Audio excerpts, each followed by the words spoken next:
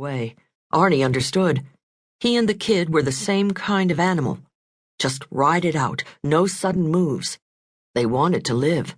Shutting up was their ticket out. "Put the cash in the bag. Hurry up." The man was still calm, which Arnie took as a good sign. A crook was less likely to lash out that way. Of course, he was basing this analysis on nothing more than thousands of hours of watching cop shows on TV. This was the closest he'd been to real danger. It's not that he was a coward, at least he didn't think of himself as one.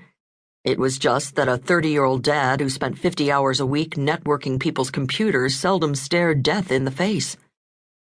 Now, only 4 or 5 feet away from a loaded gun, Arnie thought he would be the one pissing his pants, biting his lip until blood gushed down his chin. But he wasn't. Instead, he felt a cool detachment to the situation as a growing sense of wonder and excitement worked its way up inside his chest. It was the same way he'd felt last summer when he'd stood at the edge of the Grand Canyon.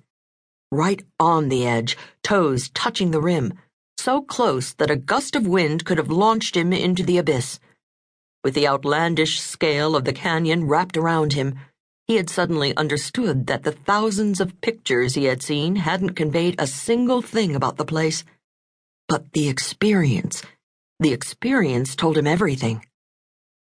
That moment had revealed to Arnie a basic truth, something he felt sure he had once known but somehow had simply forgotten, beat out of him like a fly swatter taken to a baby's soft skin.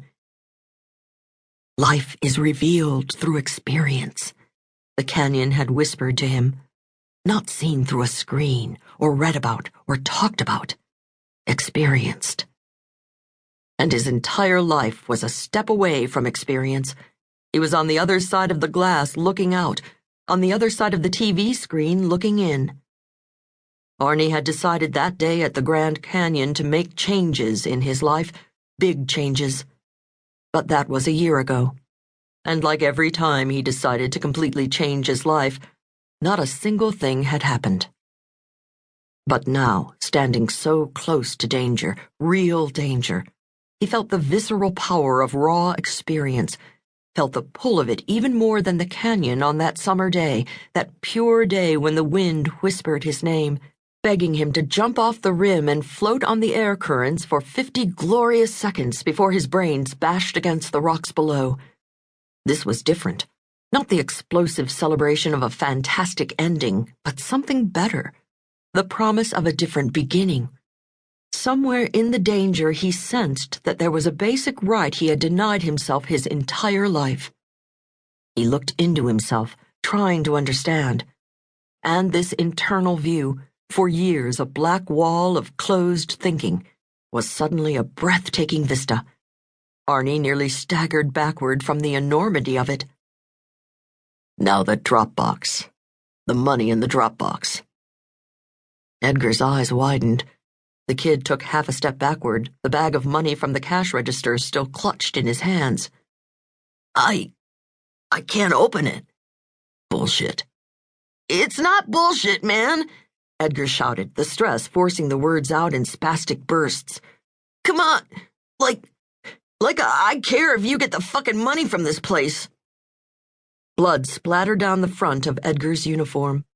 Arnie figured the kid must have chewed half his lip away for it to bleed that much. "Open the safe." "I can't." "Do it now." "I told you, man, I can't." Bam! Arnie fell back against a candy rack. Skittles, M&Ms, and Snickers bars flew everywhere. Then, screaming.